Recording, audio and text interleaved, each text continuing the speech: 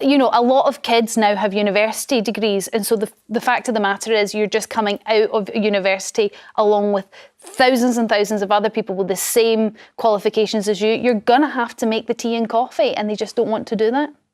I don't think it's necessary. Of course, there are going to be people like that, but I think a lot of it is, if you speak to some young people, their morale is on the floor. Because but why? Because they're coming out of university with debt of like up to 100 grand, sometimes even more than that. They know they're not going to get on the property ladder, and then they're offered these, let's be honest, crappy minimum wage jobs.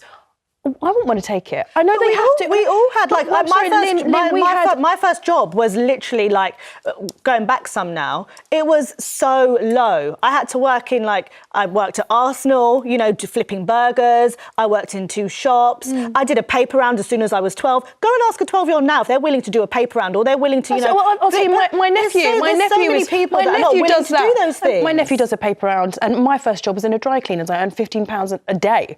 So we've done this. But I'm just saying that the playing field has changed. But what were our student loans versus theirs? What were housing prices relative to salaries versus theirs now?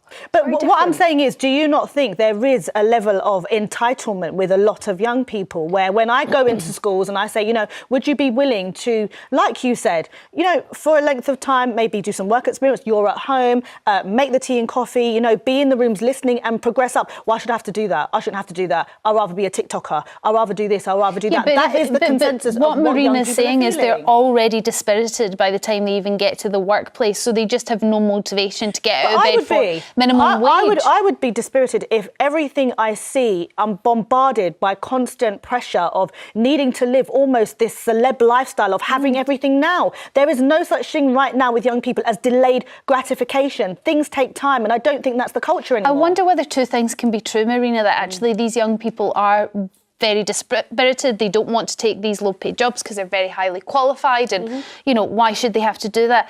But at the same time, we do need them as a country to do those jobs and get back into the workforce. And for that reason, maybe decreasing the benefits is a good idea. I don't think that's the right idea. I think the key to doing that is to raise minimum wage, because Martin Lewis, the money-saving expert, he put something out on Twitter the other day, and I was like, Jesus, because 5 million people in this country have outgoings that are basically outstripped by their, that they can't cover their basic out. We're not talking about luxuries, we're not talking about, you know, childcare or whatever. This is their basic bottom row of the Maslow's hierarchy of needs, and they cannot cover it. That tells me, now bear in mind, we've seen an explosion of wealth in people who own big business.